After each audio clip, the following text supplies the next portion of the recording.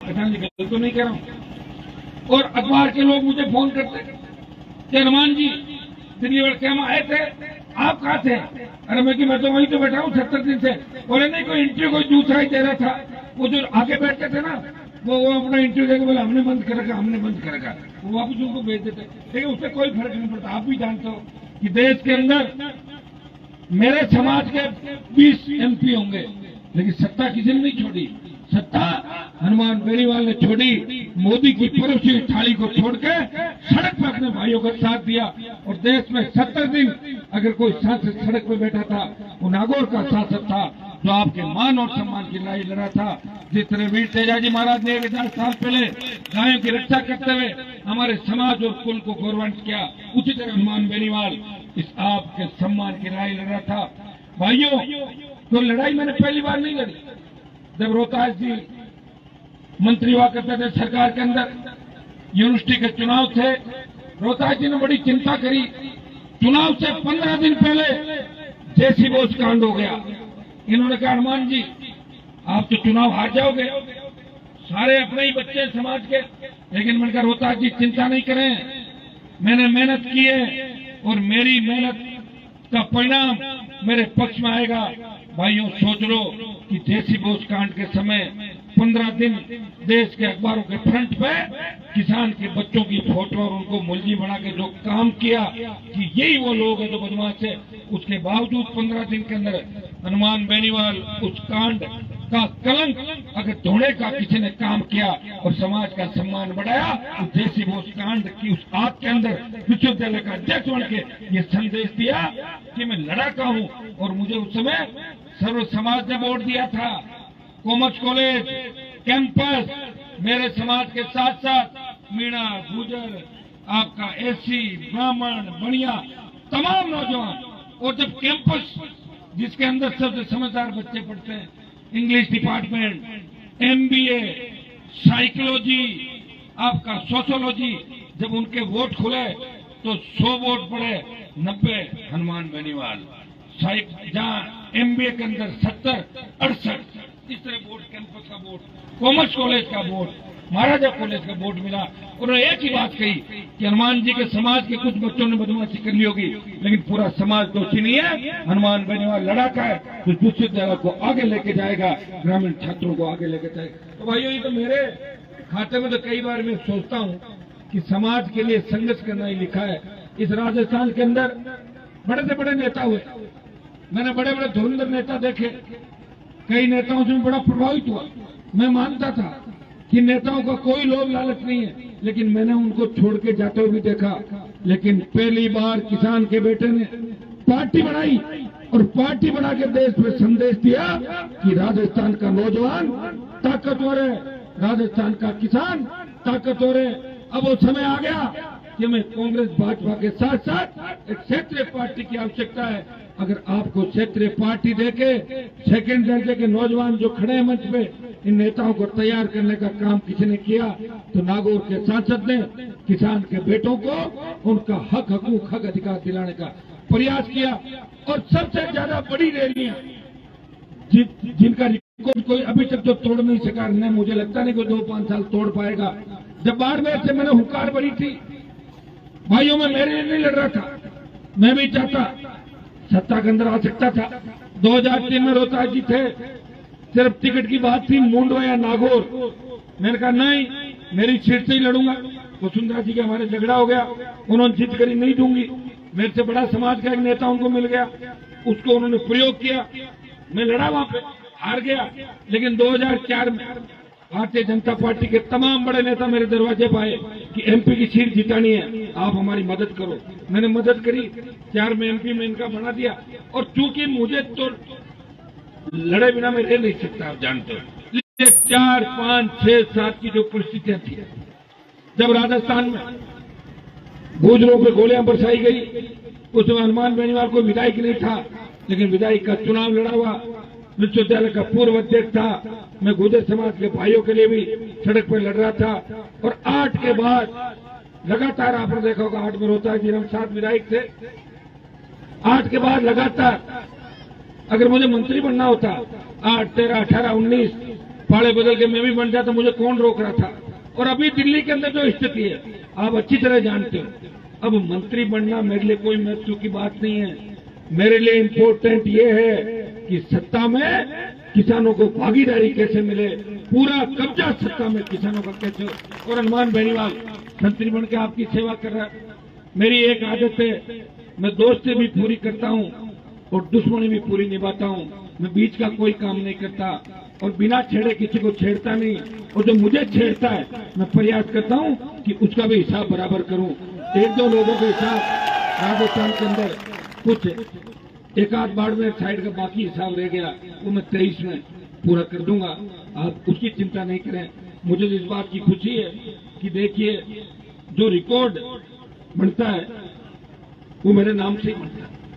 रोहतास जिला थे साथ ही, उस समय भी कई बार तो हम साथ, उस समय भी कई बार तो हम साथ, कांग्रेस की सरकार थी 8 के अंदर। पहले तो बीजेपी से जीते थे, हम साथ ही थे। फिर संघर्ष हुआ, लड़ाई हुई तो सरकार के खिलाफ भी लड़ते थे। और एक स्थिति मेरी ये आ गई कि कांग्रेस के मंत्रियों से झगड़े हो गए तो करीब करीब मुझे तो सस्पेंड ही करते थे। तो जी मेरी बहुत चिंता करते थे। वो देख के थे आज थोड़ी सस्पेंड हो गए आप, ये जब भी विधानसभा बात करते हैं कह रहे हनुमान जी निलंबित थोड़ी हो रहे हो। अभी निलंबित कोई मैं मेरे लिए तो होता नहीं था, आपके लिए होता था। अभी मेरी पार्टी के 3 विधायक, आप देखिए जब विधानसभा चली बीजेपी के 70 पार है, लेकिन मेरे विधायक तख्ती लेके विधानसभा अध्यक्ष कह रहे हैं तख्ती लेके कोई नहीं आएगा। मैंने कहा हम पालना नहीं करते, पालना करना हमारा काम नहीं है। ऐसे नहीं कोई मॉनिटर की तरह करे पालना कर रहे। मेरे एमएलए जब भी जनता तकलीफ होगी तो तख्ती भी लेके जाएंगे और आवश्यकता पड़ी तो डांग लेके भी चले जाएंगे विधानसभा। वो मैं लेके गया था, वो भी मैं आपको बताता हूँ। तख्तियां लेके गए, उनको सस्पेंड कर दिया, मार्शलों ने बाहर निकाला। लेकिन मैं एक दुख के साथ एक कहना चाहूंगा कि बीजेपी के 70 विधायकों ने जब मेरे विधायकों को मार्शल बाहर निकाल रहे थे, उनकी आत्मा जागी नहीं और उन्होंने उनको बचाया नहीं। ये पूरे राजस्थान ने देखा था कि आरएलपी के विधायकों को किस तरह मार्शलों ने बाहर निकाला और भारतीय जनता पार्टी के एमएलए बैठे बैठे वहां हंस रहे थे। बताइए ये स्थिति है राजस्थान। कौन लड़ रहा है आपके लिए? और भाइयों मैं भी चाहता एक काम कर सकता था। मेरे तो एक आदत है, एक बार रोहतास जी ने चढ़ा दिया मुझे कि शांति धारीवाल ज्यादा बोलता है। मैंने कहा कर देंगे इलाज, कर दो। करने चला गया, गृह मंत्री था वो प्रदेश का, तो उसकी सीट के पास ही चला गया। ये पकड़ के लाया मुझे वापिस। धारीवाल जी बाहर निकल गए, मुझे सस्पेंड किया। फिर ये लोग भी मेरे लिए सस्पेंड हुए, फिर वापिस लिया। मेरी एक आदत, जो कहता हूँ वो करता हूँ। अब इसको आप वैसे समझ लो कि हनुमान जी तो जो मन में आती वो नहीं करता, जो अच्छा काम होता है ना वो ही करता हूँ। मन में तो आज मेरी ये थी कि मैं 8 घंटे नींद लूंगा, 2 बजे आया, 6 बजे उठ के भागना, क्यों आप यहाँ बैठे थे। तो मन के अंदर आती वो हो नहीं सकती। मुझे आपकी चिंता है। मुझे ये माताएं बहनें जो बैठी है ना, ये आप देख रहे हो कि प्रदेश को अगर किसी ने जगाया, ये वो इलाके लोग इंतजार नहीं करते। शेखावाटी के वो इलाके जहाँ नेताओं का इंतजार नहीं करते, विशेषकर हमारे समाज के लोग कभी इंतजार भी नहीं करते और गाड़ियां भेज दो तो भी नहीं आते। जो प्यार प्रेम, ये नागौर बाड़मेर नहीं है। देखो 7 बजे का मतलब है, टाइम दे रहा तो 8 बजे है, उससे आगे नहीं। मैंने कहा ठीक है। लेकिन सीकर झुंझुनू के बच्चे यूनिवर्सिटी में मेरे साथ हुआ करते थे, मुझे अध्यक्ष होने में जानता था। तो दिन में बिजली मिले, रात में बहुत ज्यादा ठंड है, लोग परेशान हो रहे हैं। सरकार भी कोशिश कर रही है, लेकिन जहाँ के जनप्रतिनिधि मजबूत है वो अपना काम कर लेते हैं और जहाँ जनप्रतिनिधि अपने घर की चिंता करते हैं वहाँ किसान की चिंता कोई नहीं करता। मैं आपको विश्वास दिलाता हूँ कि मानसूर के इस विजयपुरा गांव के अंदर तेजाजी महाराज के मंदिर के कार्यक्रम के अंदर बुला के आपने जो मान सम्मान किया, आज से तय कर लें कि मानसूर इलाके की भी उतनी रखवाली करूंगा जितनी खेवचर इलाके की करता हूँ। ये मैं विश्वास आपको। मैं रोहतास जी जो हमारे पूर्व मंत्री आपके क्षेत्र हैं, उनको भी आह्वान करूंगा, डॉक्टर साहब आप कोई बड़ा आंदोलन मानसूर की धरती से छेड़े और मुझे भी आमंत्रित करें। कसाना जी भी आएंगे, क्योंकि हमें तो कांग्रेस के खिलाफ लड़ना है राजस्थान में। और दिल्ली में बीजेपी के खिलाफ आपको नहीं ले जाऊंगा लड़ने के लिए, वहां मैं अकेला ही लड़ जाऊंगा। तो कोटपुतली तक तो अपन मिलके इस कांग्रेस का बाजा बजाते हैं। आप लोग तैयारी करें और एक दिन अगर आप आंदोलन करेंगे, सरकार में दम नहीं जाता। जैसे ही आप इकट्ठे हुए और सरकार ने घुटने टेक के, सरकार ज्यादा लंबी लगती भी नहीं, लेकिन वो देखती है कि लड़ने की ताकत है कि नहीं, तो हमें लड़ना होगा। तो एक एक दिन अपने अधिकार के लिए हम सब करेंगे तो निश्चित रूप से आपकी जीत होगी। आज एक ये सुनीता हत्याकांड, भूप चढ़ा का मामला जो लंबा चला था, उसमें आप सब लोगों ने धरना भी दिया। इसमें मुझे लग रहा है कि राजनीतिक जो कांग्रेस पार्टी के राजनीतिक आका है, उनके अलावा पैसे वाले लोग भी इसमें इन्वॉल्व है, बड़े धनाढ्य लोग। मैं आपको विश्वास दिलाता हूं, इस मामले की एसओजी से जांच करा के, रोहता जी इस मामले की जांच एसओजी ने थोड़ी की है, एसओजी से जांच करा के और जो भी मुलजिम है सुनीता हत्याकांड के, उन मुलजिमों को सलाखों के पीछे डलवा देंगे। ये मैं आपको विश्वास दिला के जा रहा हूं।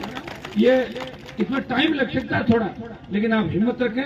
जो काम हमने आज तक हाथ में लिया वो काम पूरा किया है। आज बच्चों की बड़ी इच्छा थी कि साहब ये बहुत बड़ा अन्याय इस इलाके के अंदर हुआ है। मैं आपको विश्वास दिलाता हूँ कि जांच को भी एसओजी के अंदर दिला के और जो भी बचाने वाले हैं उनका भी पर्दाफाश करेंगे और जो भी हत्यारे हैं उनको हम सलाखों के पीछे दिलाएंगे। कचरना जी ने रोहतास जी को आमंत्रित किया। रोहतास जी तो वैसे ही शुरू से मेरे साथ हैं, कोई दिक्कत नहीं। और अब अगर रोहतास जी अपनी ताकत को पहचान लें, ये खाली बानसूर के नेता नहीं है, ये राजस्थान के नेता। अगर आज ये शुरुआत आज नहीं कल करते, एक यहाँ तो अब स्थिति राजस्थान में बताओ क्या है। आप सब तैयार हो। जिस तरह मैंने शुरुआत करी तब रोहतास जी मुझे खुद कहते थे हनुमान चूक चला गया, बीजेपी छोड़ के वापिस जीतेगा नहीं, खराब हो जाएगा। अब मैं तैयार हुआ कि नहीं, होके आ गया ना वापिस। समय लगा 15 साल का। कोई व्यक्ति मजबूती से अगर आगे आ जाए हमारे साथ, ये मैं आया तो हजारों की तादाद में नेता भी आ जाएंगे। पहल कौन करे। अब कई लोग कहते हैं कि साहब हम आपकी तरफ आएंगे लेकिन नवंबर 23 में आएंगे। उसके बाद मैंने हम क्या करेंगे नवंबर 23 नहीं, नवंबर 23 में मत आओ। डॉक्टर साहब तो आए हुए हैं, साथ रह रही तो लड़ाई लड़ी, तो रोज लड़ते ही हैं। ये तो बीजेपी में रहते हुए अपनी बात पार्टी के अंदर भी उठाते धर्मंच पे। तो रोहतास जी जैसे समझदार लोग, मजबूत लोग जो किसानों की पैरोकारी करते हैं, और इन्होंने मुझे आशीर्वाद भी दे दिया आज। तो इन्होंने कहा भाई आशीर्वाद दे दिया मैंने। तो इन ऐसे व्यक्ति अगर आ जाएं और इनका मार्गदर्शन कसाना जी और हमारे जैसे जवानों को मिल जाए, कसाना जी अपने जैसे जवानों को इनका मार्गदर्शन मिल जाए पार्टी में, तो उसके बाद पीछे बचता क्या बताओ। कांग्रेस के पास तो वैसे भी कुछ नहीं बचा। तो मैं तो इनको आमंत्रित कराऊंगी। तो इनकी पार्टी आरएलपी किससे बनी? बीजेपी से निकल के बनी है। बीजेपी से 5-6 नेता निकले, वो कई तो ज्यादातर वापस चले गए, नहीं दूर जैसे पार्टी में। तो आप इसकी भी तैयारी रखें और समय पर अगर आगे देखिए, ये तो तय है कि मारवाड़, अब यहाँ बैठे आदमी को मारवाड़ का पता नहीं। मारवाड़ में 43 सीटें पूरी 43, जिसमें नागौर, जोधपुर, बाड़मेर, जैसलमेर, जालोर, पाली, सिरोही ये जिले आते हैं। 43 में से 35 सीटों पे आरएलपी 1 नंबर और 2 नंबर रहेगी। 35 आप तैयार हो गए पूरे मारवाड़ के लोग। इसी तरह बीकानेर आ जाओ, चूरू का रिजल्ट देख लो, मेवाड़ में बल्लभनगर का देख लो, पिछला हमारा आसीन का देखो, जो जाट गुजरों का समीकरण 45,000 वोट हमारे पिछली बार आसीन के अंदर आए। कोटपुतली में कसाना जी ने जिस तरह टक्कर दी, उस समय हम नए थे। आप लोगों को भी हो सकता है उतना भरोसा नहीं हुआ होगा, लेकिन 4 साल में आपने संघर्ष देखा। अगर अलवर और जयपुर में तो तमाम सीटों पर आरएलपी चुनाव लड़ी, बगरू, दूदू, चाकसू 20,000, चोमू में 40,000 प्लस किए, सीकर में 30,000, नीम का थाना में 26-27,000 वोट मिले। कई जगह हमने यारी दोस्ती निभा दी। कोई आ गया, अरे आप मत लड़ो, नहीं लड़ाए। मेरी कौन सी सरकार बन रही थी, मैंने कहा 2-5 सीट आ भी जाएगी क्या होगा। मुझे तो लड़ना है और 5 साल लड़के नए राजस्थान का निर्माण करना है, और 5 साल पूरी ताकत से मैं लड़ूंगा। दुर्भाग्य से कोरोना आ गया। कोरोना के अंदर 2 साल में हम सब कहीं न कहीं पीड़ित हुए, किसी न अपना खोया। कोरोना के अंदर आपने देखा होगा कि किस तरह के दिन देखने पड़े कि ऑक्सीजन के अभाव के अंदर जवान दम तोड़ गया। दिल्ली वाले कांग्रेस राजस्थान पर आरोप लगा रहे थे, राजस्थान वाले कहते कि वेंटिलेटर अच्छे नहीं थे, उसमें आम आदमी मारा गया। और जो हालात में वो आपसे छिपे नहीं, लेकिन हमने प्रयास किया कोरोना काल के अंदर भी, बाद भी, पहले भी, और लड़ते लड़ते विश्वविद्यालय से लेकर अभी तक लड़ते लड़ते 25 साल हो गए। 25 साल में विधायक और सांसद तो बने, लेकिन सत्ता की जिद करके बैठे कि हम सत्ता किसानों को सत्ता के शिखर पे बिठाएंगे, इनको पूरी ताकत किसानों को दिलाएंगे। भाइयों, आज बीजेपी और कांग्रेस के अंदर अगर मेरे समाज के कोई नेता आगे बढ़ रहे हैं तो आप उसके अंदर मेरा सहयोग भी मान लो, क्योंकि मैं जितनी ताकत से लड़ रहा हूं उनको भी छोटी मोटी उनकी दुकानदारी में पार्टियों के अंदर उनकी चल जाती है कि नहीं तो हनुमान जी की सेना आ जाएगी, इसलिए एक दो को एडजस्ट करके पटक लो कोने के अंदर। काम तो नहीं होता उनको, मुझे पता है। और पिछली बार अगर जीते थे दोनों पार्टियों के मुखिया, तो उनको पूछ लेना कि उनकी जीत कैसे हुई थी। ये माइक पे कहने की बातें नहीं, ठीक है ना। मैं तो बहुत प्रयास किया, लेकिन अब 23 की लड़ाई के अंदर आप सबको हमें मजबूती देनी होगी। मैंने एक मारवाड़ का उदाहरण आपको दिया था, और चूरू के अंदर भी सरदार शहर का चुनाव वहां पर देखा, 47,000 वोट लिए थे आरएलपी पार्टी ने, 47,000, जहां 9,000 थे 18 में, वो 46,000 लिए। एक व्यक्ति था। मेरे पास कोई फिल्म स्टार है नहीं, कोई बड़े नेता है नहीं, मैं ही चेहरा हूं, मुझे ही जाना है, और मेरे बड़े बड़े जो भाई है कैंडिडेट उनको लेके मैं घूमता था। हमारे पास कोई धनाढ़ी लोग भी नहीं, आप जानते हो सारी राष्ट्रीय लोकतांत्रिक पार्टी की कैसी है।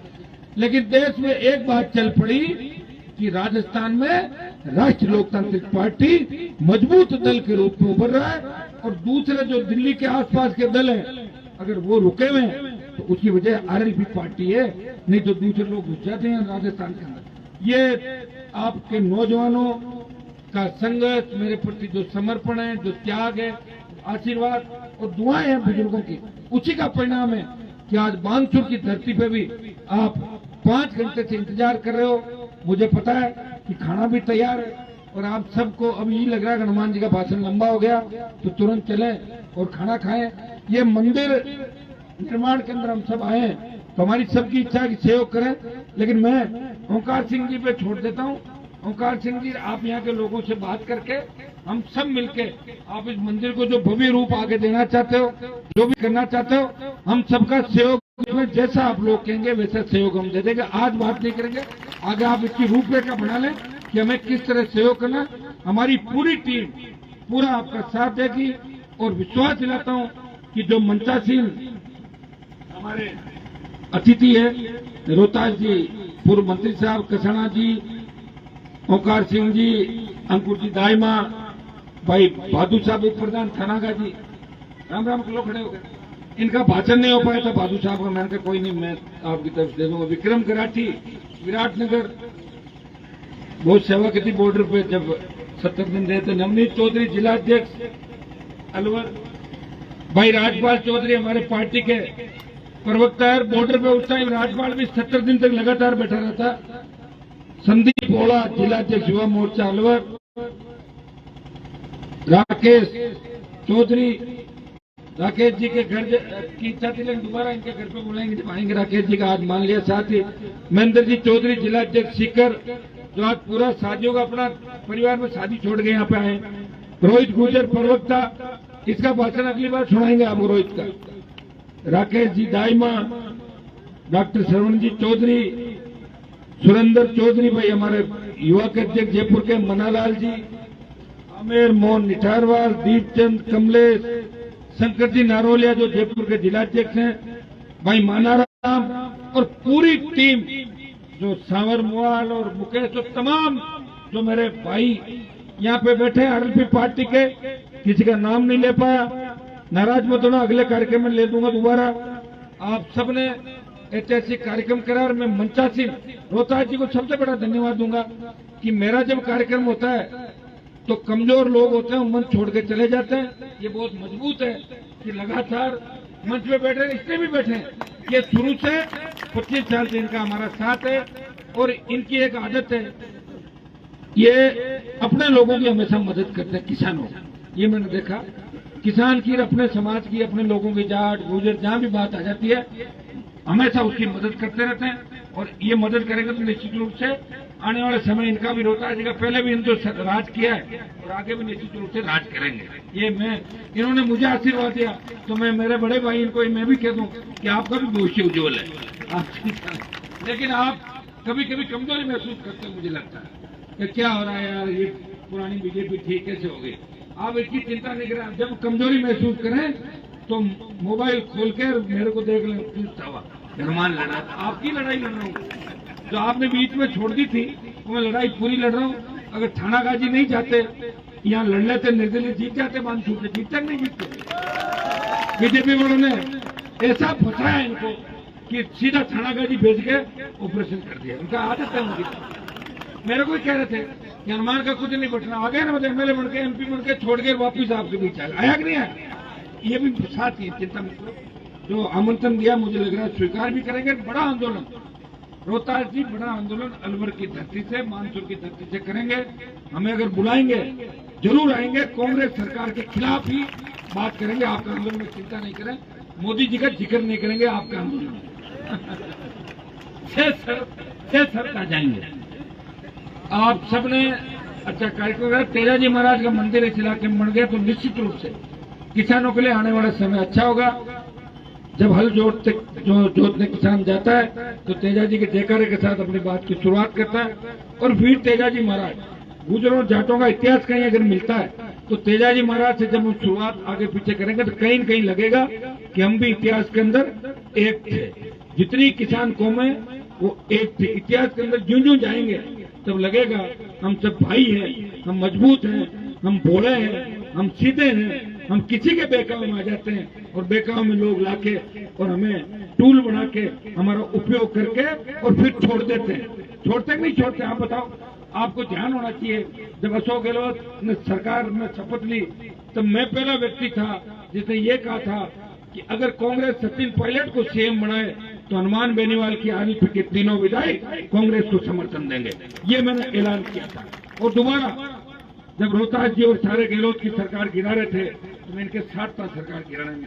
मेरे तीनों विधायक इनके साथ थे पायलट को मुख्यमंत्री बनाने के लिए। अब नहीं बना, मेरे हाथ में नहीं, मेरे पास तो 3 थे।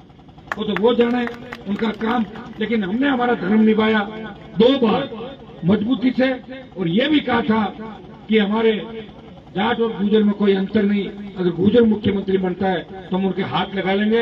ये भी तेजाजी का जयकारा बोलते हैं और हम भी तेजाजी का जयकारा बोलते हैं। ये बात राजस्थान के अंदर अगर मजबूती से किसी ने कही तो नागौर के सांसद ने कही थी। मैं पुनः 3 जोरदार जयकारे लगाऊंगा। जय बोले वीर तेजाजी महाराज की, जय बोले देवनारायण भगवान की, जय बोले बाबा जी महाराज की।